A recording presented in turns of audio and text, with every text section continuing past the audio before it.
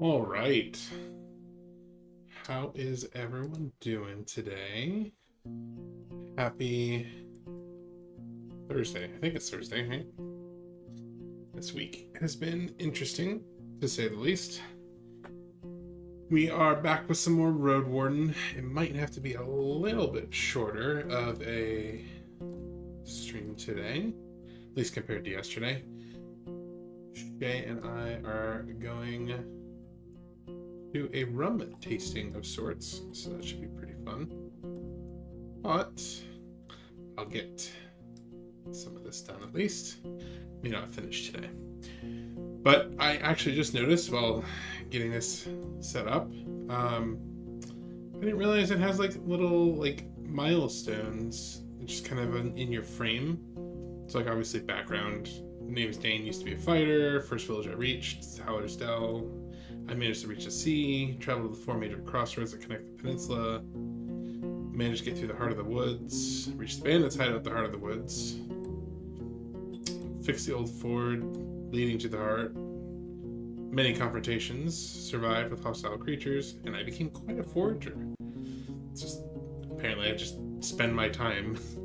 It's like, well, I only have an hour, might as well get some stuff. So I should have wrote down what I needed to do.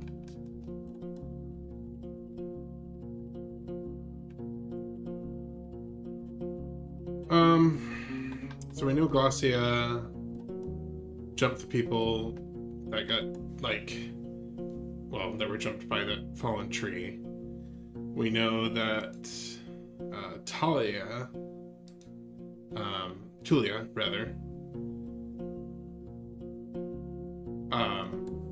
kind of tipped them off because she helped Tulia, kind of, and she didn't want to get on her bad side, but whatever, I have a favor from her in my back pocket, I guess. Because it's kind of like a gray morality. Like, yeah, I could report her when we get back, but it's not going to bring the people. Like, I don't even know if she ended up killing anyone. She just robbed them. So, we'll see. Supposedly, she saved more lives than harmed. Alright. We still need to find Asterion. We need to deal with white marches is the big thing. I need to take these flowers to Eudosha. And how much? 15 coins. Alright. Let's go to Eudosha. Hopefully she doesn't make me wait all day.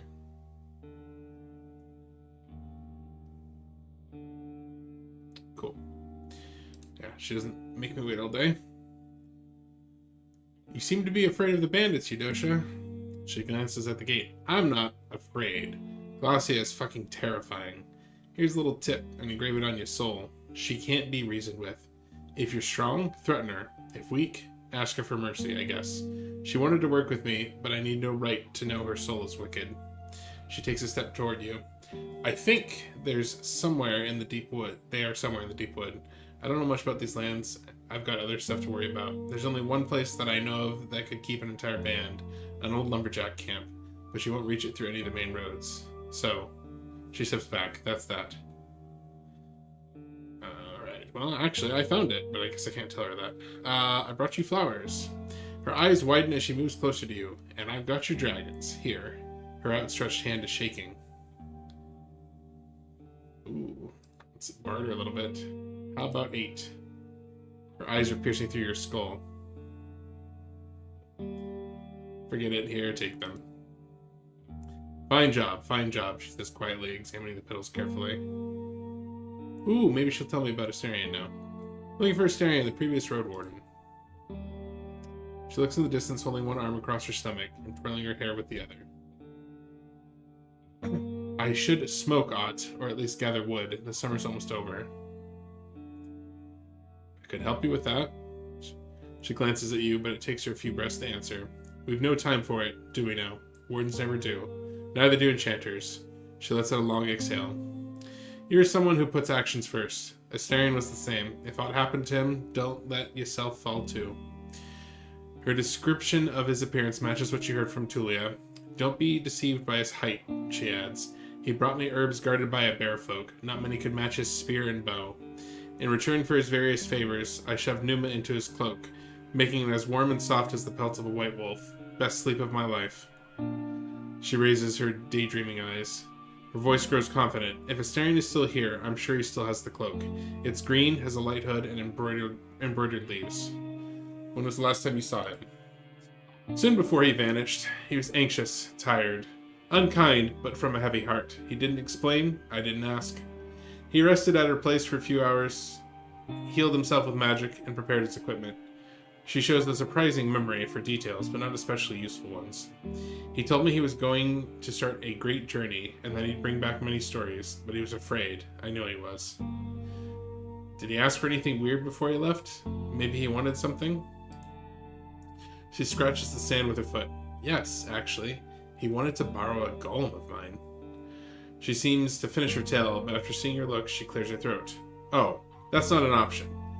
I have no way to stay in touch with the sentinels that are far away from here. Do you have any message for him in case I find him? Message? Just tell him that he still owes me for the cloak. He knows we're not even. It's a damn treasure. She puts on a smile, but her eyes betray her melancholy. Alright, well.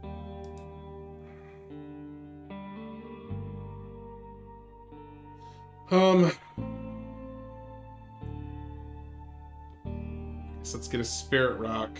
Oh gosh, we're just gonna be broke again. I'm gonna buy a spirit rock. I'm gonna go take it to that tree. And then I'm gonna go see if I can repair my gambeson. And then we're just gonna be out of money. Alright. How much time? Let's go to the tree.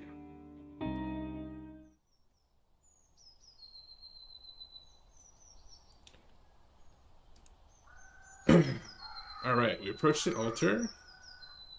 For a magical item, spirit rock. Alright, here we go. As soon as you lay it on the stone slab, the pebble hisses for less than a single breath and shatters into dozens of tiny rocks, not much larger than grains of sand. The tree greets your offering with the sound of moving, stretching branches. I approach the weird fruit that has suddenly appeared. It appeared in just a couple of moments, transforming from a button-sized sphere into a large fruit. While its shape and size resemble an apple, it's also pale, entwining the whites and grays of bone. It's divided into a number of slices, like an expensive toy made of marble. The tree is now larger, taller, but becomes silent once motionless, sated in its hunger. Your farewell gift is waiting for you. Ooh.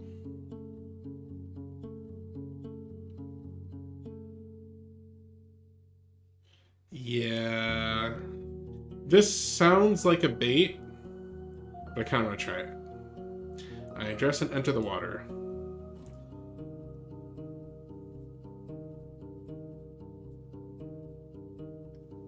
Yeah, okay, I don't actually want to do that. I'll spend the time. I spend an hour or so making the tools that will allow me to pick the fruit from where I am. You look for 2 long branches in the required shapes. At first you make a curved hook, then a net-like piece of cloth spread between 2 sub-branches. The plan is simple. Pull the fruit with the former, then catch it with the latter. You practice it on an imaginary branch a couple of times until you feel ready. All it takes is a single pull. It's hard like bone, smooth like polished granite, and just as cold. You look at the tree, but nothing else grabs your attention. I put the tools away and hide the fruit in a sack. Alright, that is complete. I should have checked how much time we have left. 4 hours. Takes 30 minutes to get to Hallersdal. Yeah, we can go to the Elder first.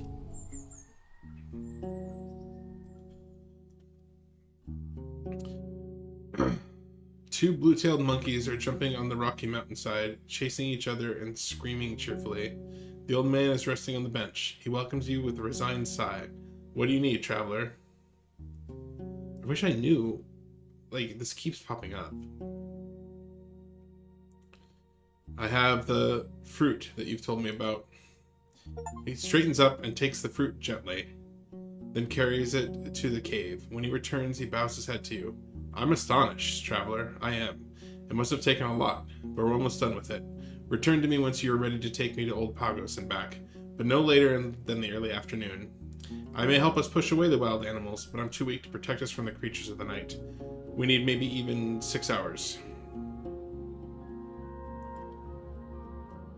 What can you tell me about the druids? He strokes his beard gently. The forest guides us, and we share its wisdom with the tribes. We and they ought to stay humble, take from the land what is needed instead of what's wanted. Not because 'tis something we believe in, but because it protects us from the wrath of the herds. To stay safe, one needs to know how to be patient, take restraint into their hearts. And to make the beasts listen to us, we keep the animals healthy, teaching them to not approach our homes and travelers. Sounds reasonable.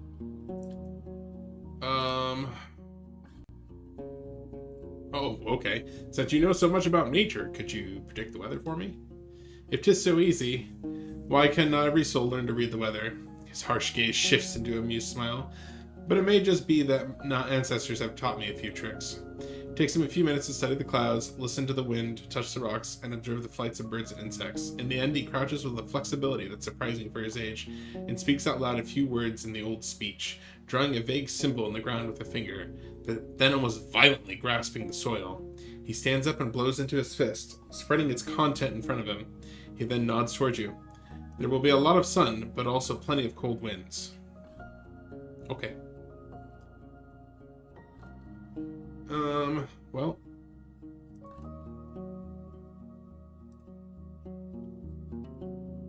Okay, it's too late now. Well, let's go to Hallersdale, and then we'll come back and escort him tomorrow. Yeah, I got time. I'm just gonna sleep here anyway. Gossip for a bit.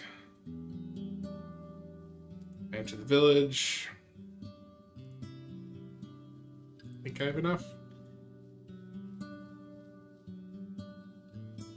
I'm broke.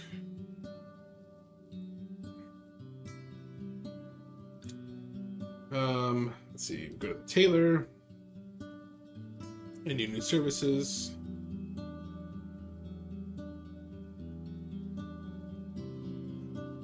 Repair. Repair. Goodbye, money. That was quick. And now we sleep. Yep. Goes all my money.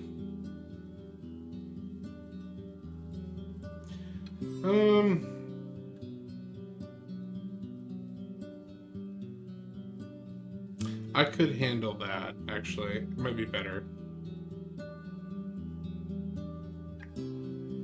Because, I mean, we're already full on vitality. We won't lose any. Yeah, let's just save the 2 in case we need it.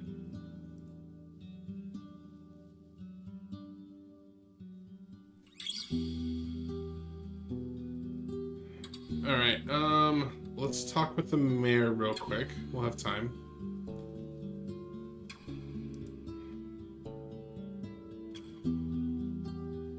Alright. Actually, I should just hard save this.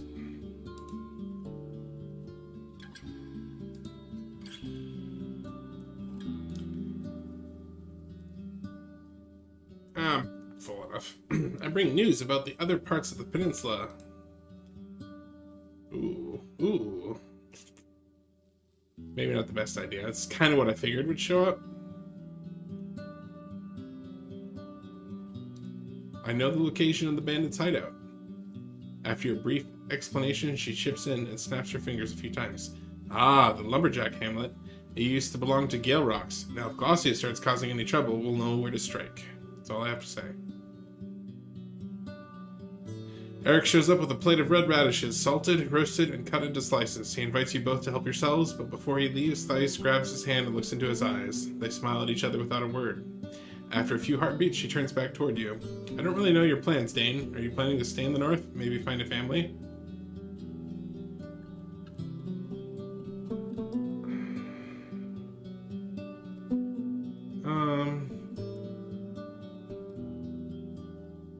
Ooh. Well, I mean, I guess we'll find out. Yes, actually, I think I'll look for a new home here. The innkeeper nods politely. The peninsula could use a regular warden. Before he finishes his thought, his wife chips in. Too bad we can't really squeeze a new house into our village, but I'm sure you'll find plenty of empty huts in the north. He gives her a surprised glance, but then nods towards you and heads back to the inn. Thais gives him a polite smile.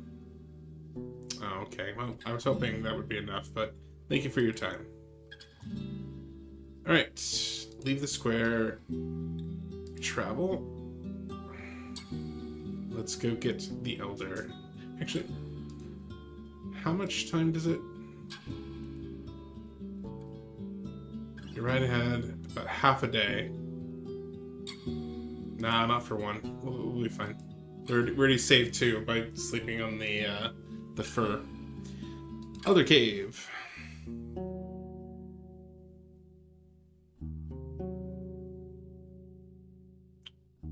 I'm ready to take you to Old Pacos.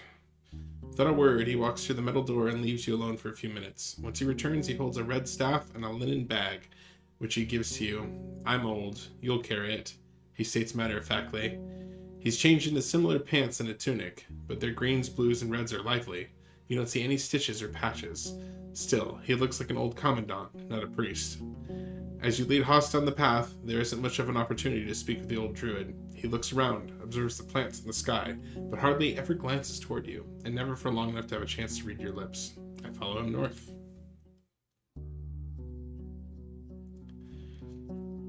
The locals drop their tools and head to the road, observing your approach anxiously and bowing to the elder. Commotion spreads to the other side of the wall as the villagers call their friends and families to gather around. Behind the open gates, you're welcomed by a tunnel of onlookers. The druid raises his hand and waves to no one in particular. He moves forward silently, not interested in what he sees. Once you get to the fruit-bearing trees, you turn right. Crossing the bridge is not easy for an old man, but he doesn't ask anyone to hold them, instead putting his weight on the staff and taking slow steps forward. The welcoming committee awaits you on the islet. The druids are gathered on one side, while a group of elders on the other. Thais stands in your way, right before the second bridge. When you reach her, there's a long silence. Oh. A lot of these later decisions seem kind of spicy. Let's see here. I let them play out their games. The mayor welcomes the elder with a nod. We're honored to see your arrival, Forest Speaker. I hope you do not want to leave us already. She puts her right hand on her chest and chillingly titters. There's no trace of her city accent. The elder's tone is both firm and polite. I'm not here. If there had been another path I could take, I would. He looks around, observing the nearby faces. I'm glad to see you in good health. This place does not need me, and thanks to the stranger, I can reach the people in great misfortune. Good day. Elpa steps forward, with fingers clenched around her staff. Beholder has been awoken. Our people have the right to its seed. You're robbing us of a fruit for which we've been waiting since spring. Her cadence is indistinguishable from your companions, and you notice their staffs have an identical length. I've made the sacrifice, it belongs to me, and I get to decide. And the stranger has chosen what none of you is brave enough to do. The man sounds like a disappointed teacher, and you realize he has heard the druidess's voice without looking at her lips. Even you, Elpis, he points at the pale druidess with his staff. His hand is shaking. To think you would dare to claim our holy totem as your belonging, your soul is marked with corruption. He looks around. You who believe you deserve the seed do not understand who you are or how lost you are. He moves his staff around, pointing at various faces. He wants to move forward, but the mayor puts hands on her sides. In her eyes you see an unfamiliar glimpse of fear. You've already eaten seed once, O speaker. Do not make us use force.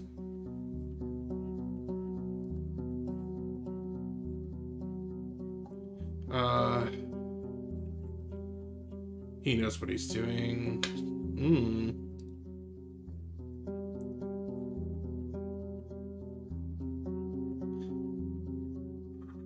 I kind of want to just leave it to him, but he knows what he's doing. A good minute passes by before the elder speaks again. My wife welcomed you to this world, Thais. I myself voted to use the seed to heal your weak bones.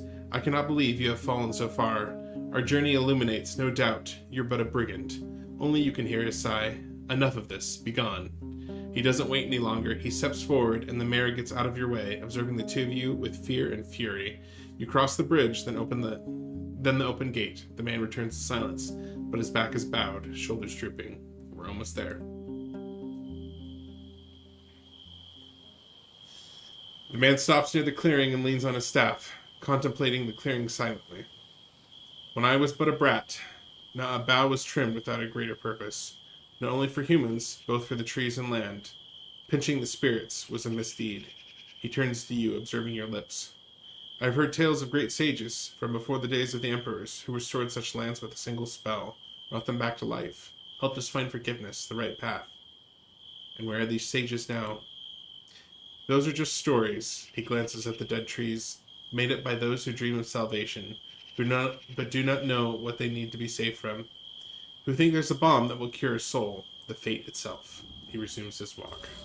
I follow him.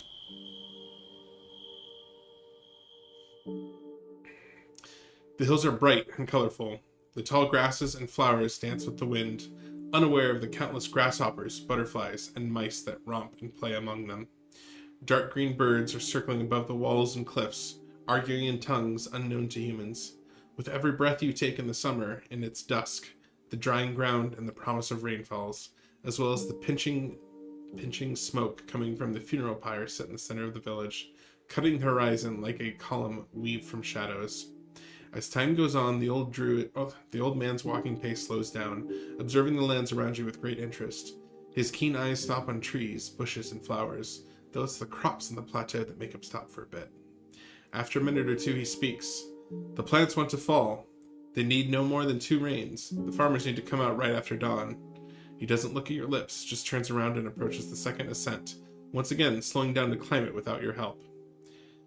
I tether Haas to the fence so it can graze on the meadow. The man awaits at the gate and reaches out to you. You give him the bag that he gave you back at his shelter. You do not have to stay away, but it will not be pleasant. He sighs. I'll come out soon and will leave this place right away. The village may be cured, but that does not mean that the plague is cleansed. We can still be infected. He raises his red staff and uses it to knock on the gate. You don't wait long for the dark-eyed woman to open the peephole. This time there are not that many people around her. Let me in, says the druid. The peephole closes right away. After a few loud minutes of moving the wooden bars, the gate opens slightly. You have a couple of moments to look around. The few buildings you notice are unlike anything you've seen in this province, made of materials that resemble the rock faces seen on this very hill, with tiled roofs and stone walls. The gate closes gently.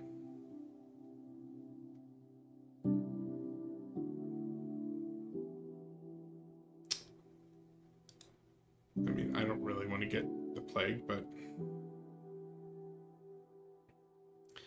I walk away to have a better look. You return to your mount and put a hand on its side. It blows air from its nose, noticing your attention, but is way too focused on chewing to raise its head. The only sounds come from the grass, insects, birds. Suddenly you notice a beam of green light coming from the village, as well as a strong gust of wind that ends in a complete silence. The druid staggers out through the gate, exhausted. I walk to him. When he sees your steps, he gestures for you to stop, with a weak smile hidden in the corners of his eyes. He kneels and leans forward, breathing heavily. He opens his bag, pulling out the weird fruit that you gave him. With shaking hands, he detaches the first slice of its skin, but before you take a good look at it, it turns into a gray powder and slips through the man's fingers.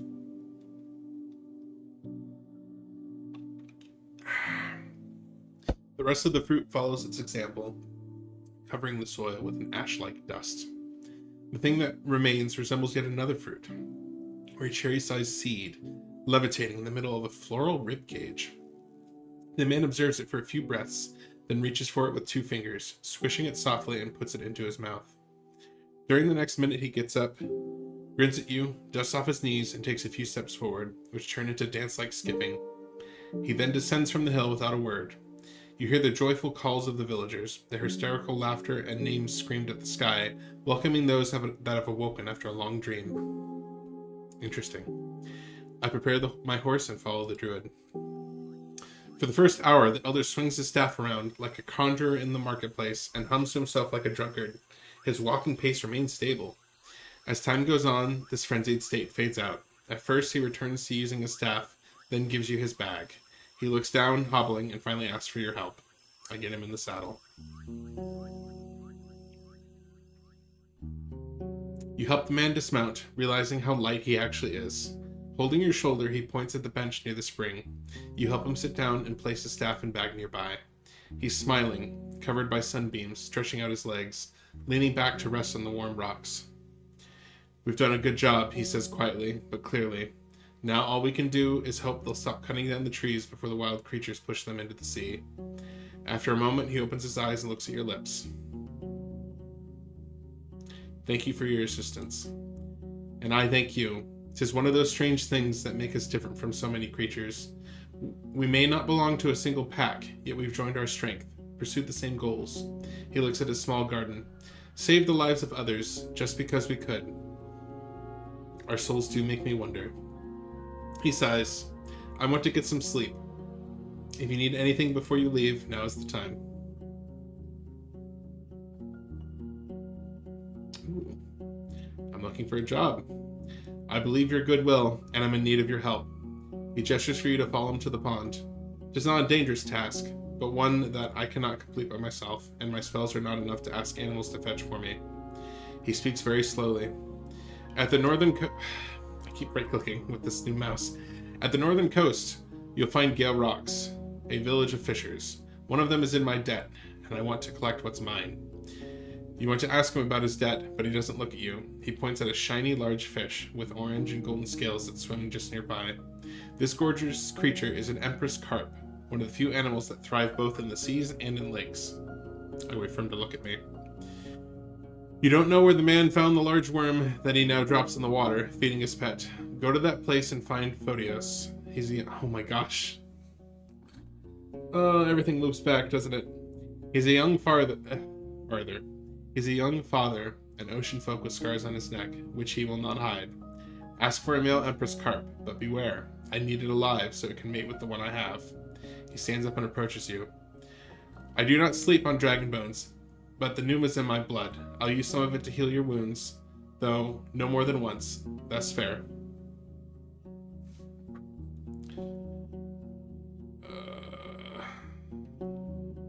I agree. I'm glad. The Empress Carp we have keeps our waters clean of leeches, at least as much as it can. One more would help us greatly. Alright, what sort of weather do you expect for tomorrow? Fogs will cover the dawn, even if not for long. Alright.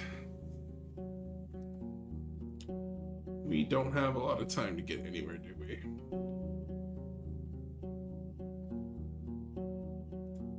Are they...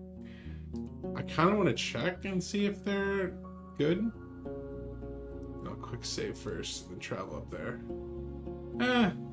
Probably didn't need to. I'll have time to... Well, maybe I'll check, and if it's not, I'll just go to Foggy's, because that will be the easiest way to get up there and get his fish. But I hope I don't have to use the healing right away. I guess we'll find out.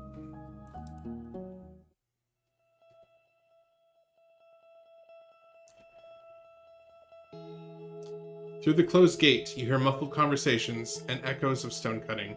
You knock, and Tertia soon orders to open the... She stands in the middle, in front of dozens of members of her tribe, though you're still told to keep your distance. The signs of illness are carved in the exhausted faces of the elders and the children, but this is not the day of sadness. You're greeted with triumphant shouts and applause. Tertia turns out to be tall and skinny, holding a spear that would be too long for most, but suits her size. While their tribesfolk are wearing tunics and robes made of ibex fur or hemp, she has put on an impressive breastplate made of animal shell. She has short, dark hair, and while her skin is dark brown, you can tell there are others in her village who carry the blood of the Southerners. Her voice matches her cheerful brown eyes as she speaks in the name of her people. We keep you in our prayers, Dane. If we could, we'd invite you to a feast, but we need to keep our distance, at least till the end of winter. We'd like to reward ye, even if there's naught that would make us even. Oh? There's not but one treasure we own in this village, a stuff very close to our hearts. She raises a rod made of iron or steel, a bit longer than a frying pan. Frying pan, I don't even know where I got that. A bit longer than a finger span, but thin, finished with a flattened edge for cutting. It occurs to you that it's a simple chisel. An elderly man chips in. It belonged to my son, the greatest sculptor that has ever lived in Old Pagos, to Right's glory and our great joy. His words are sonorous and solemn. It's filled with pneuma that can make its holder's hand so powerful they can carve in granite, so precise they can write in glass. A short pause. And if you think you won't put it to good use, adds Tertia, we took the time to gather our savings. It's not much. 18 dragons. But not. Her chuckle sounds like it belongs to a different soul, one lost in the past. Ooh.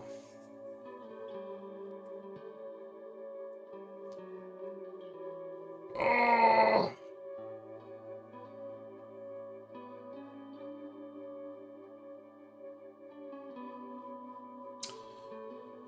Well, I'm hoping I can take the chisel and still convince them to join forces. This feels like it's not possible, but because I think with that chisel, that means I might be able to get through that that rock slide. Interesting.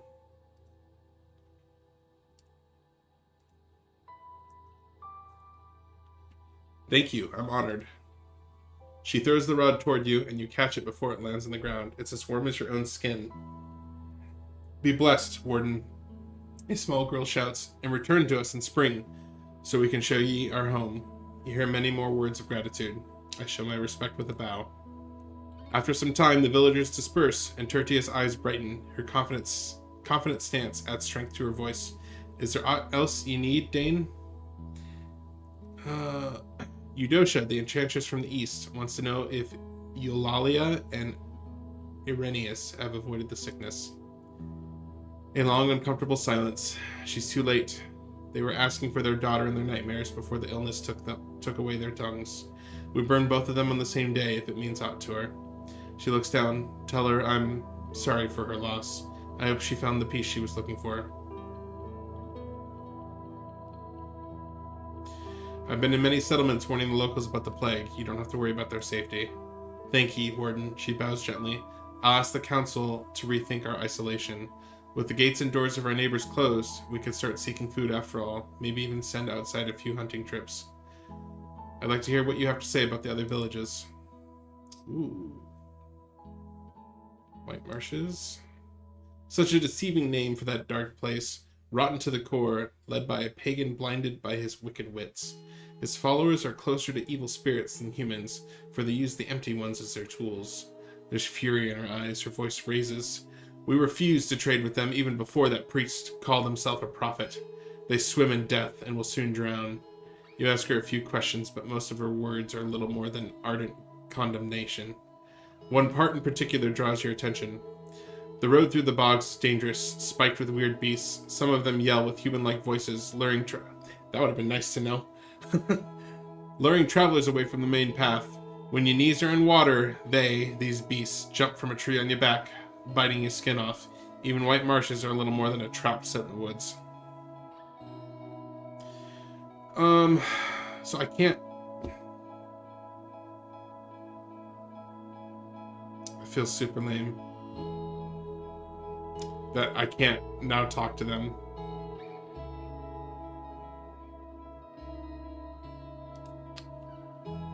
They're the closest village. You can get there riding south from the crossroads with the 4 signposts, but don't trust them. She gives you a piercing gaze. They have an order of druids who bow to animals and dead spirits, and their mare Thais has too many grand ideas in her head and a tongue dancing to lies. 10 years ago, she tried to tie the tribes in the north with a pact, yet wanted to grasp all the wealth, telling us we should pay her for protection. Her voice rises. Her laughter is as hollow as her soul. Long pause. Don't let them cloud your eyes. They have food, riches, mead, and pretty houses, but all of them carry poison, and this poison is what leads them. Gale Rocks. It's in the north, just on the coast. They follow Right's teachings, work hard, and live humbly. We used to trade with them and take our clothes to Rufina for fixing, but they betrayed our trust, and if it weren't for the plague, we'd be sharpening our blades. You ask her to share with you the entire story, which instead is told by a young man. He claims that his group was transporting a statue ordered to the tribe of Creeks, yet during their stay in the tavern at the northern road, it mysteriously disappeared. It must be the bandits doing, added Tertia. They keep spreading their arms wider, but we won't allow them to stay untouched, with or without Gale Rock's help. Tell me about Creeks. I don't know much about them. It's a small village in the far east, younger than me. They came here as refugees from the war, and now hunt for wild meat and pelts. but I've got almost no dragon bones to spare. When they tried to get our bricks, we had to refuse. You ask her a few more questions, but she cocks her head and gives you a bored look. We've got little reason to travel so far, and they wouldn't be great neighbors or friends. They drink a lot, hunt for sport, die often, and give birth to many children. I wouldn't rely on them.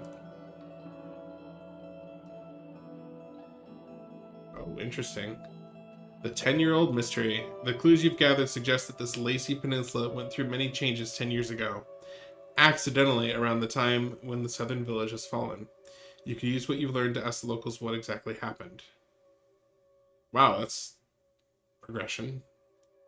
Gaining their trust may take a bit of work.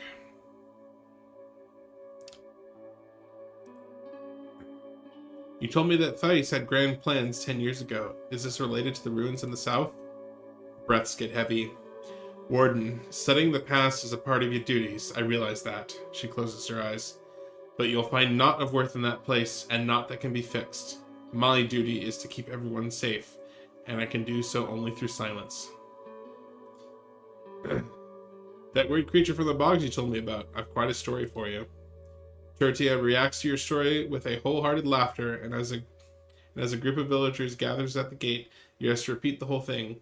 Raising your voice, you tell about the dark cat and its great companion, not forgetting about your desperate attempt to save a lost soul. But what happened then, as a boy you don't recognize? Do you kill the cat, Warden? It ran away. I'm sure it's fine. Oh, I see. The kid responds enthusiastically, but is then reprimanded by an old woman. Nah, hush. Who knows whom it will try to murder next time? We have to wish doom upon the monsters from the shadows. Sosei writes tablets, adds another elder. A beast of such sage schemes is not but a threat to all of us. More a cat folk than a cat. For this is how Run reckons if a beast folk is a hungry savage, or a mug that can be reasoned with. They run on all fours to hunt, but on two to listen. The mumbling of the other villagers suggests that all of them agree with these words.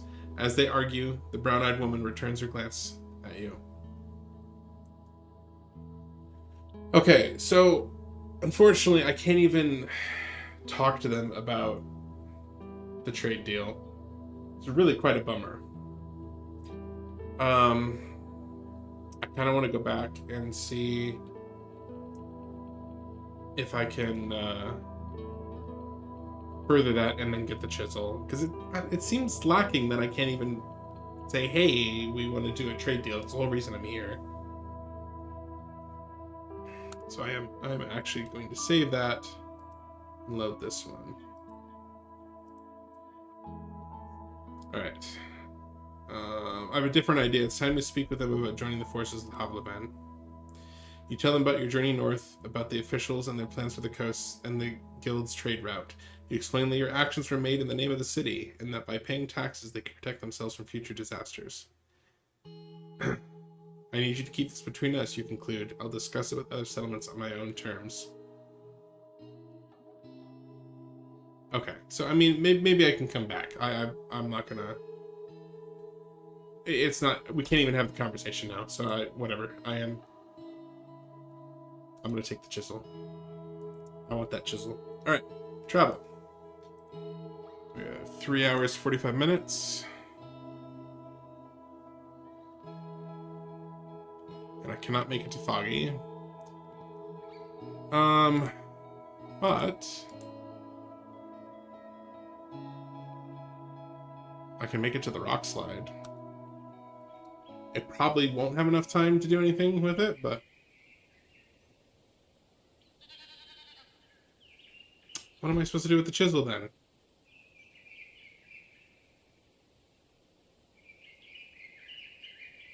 I thought that was the whole point. Nope. Well, hopefully they don't hate me at Hellerstell, I guess.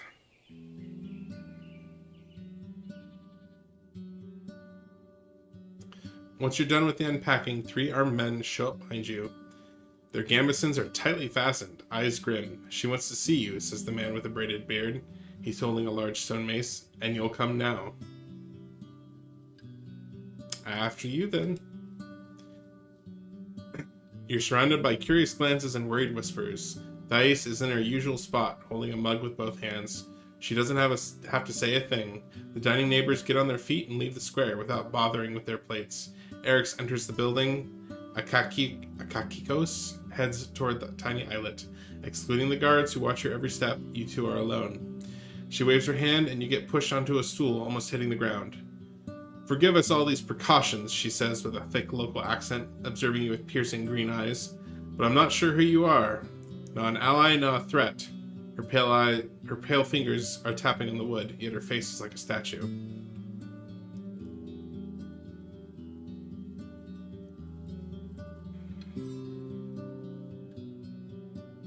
I'm a Roadwarden. The people of Old Pagos called for help and I answered. May they keep their scrap of the land safer for the sake of all of us. Your view of the peninsula is off. You cannot help us all yet stay on the side. When some of us gain, others lose. You took away our treasure, and now one of us will die because of it. A silk elder, a weak child, a hunter who can't be healed with a spell. Her eyes narrow and keep piercing through your skull. Would you push one of us from a cliff to save another village? How about killing me? How many lives am I worth?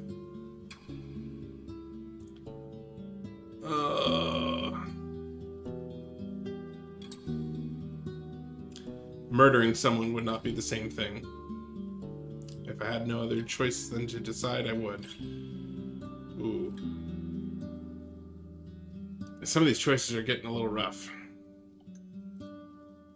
Your inner voice may say so, but to those who you have hurt, the result is the same. Her voice rises slightly. Not only do you claim to have the right to make such calls, you make them from your weakness, not from conviction. When she realizes that her fingernails are scratching the wood, she hides her hands under the table. So this is it. You took our treasure, thinking 'twas not a big deal. I and the others, she runs her eyes over the people who are staying at the edge of the square, will have to pay for it. You're not to be trusted. If you say so. I'm not petty, Dane, she returns to the accent of the city folk. You can still enjoy your stay at our lovely village, she says with a sigh, then puts on her usual smile with a hint of a smirk. We can still use your services. You may be a stranger, but at least you carry dragon bones. The guard pushes you away, and the other people read it as a sign. They get back to their tasks and meals, avoiding your eyes, and the air gets lighter.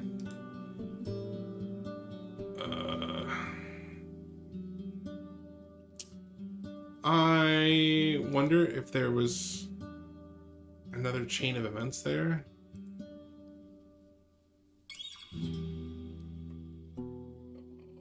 Maybe they, like, I really liked the, I can't remember what it's called, like the communication bar, like friendly, threatening, or just like expressionless options. Some of these, it's like, I'm not really sure how they're going to take it. Like, I'm not sure if I'm coming across the way I want.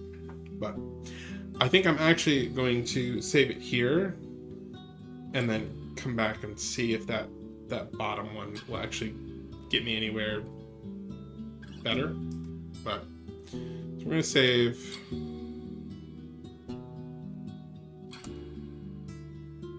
Hopefully we can do something with the chisel. But all right. Thank you for hanging out. I know it's a little bit shorter one today. I got some plans tonight, and we'll be back next week. Hopefully on Tuesday. Hopefully nothing happens that I have to not be around on Tuesday. But either way, thanks for hanging out, and I hope everyone has a great weekend, and we will see you soon.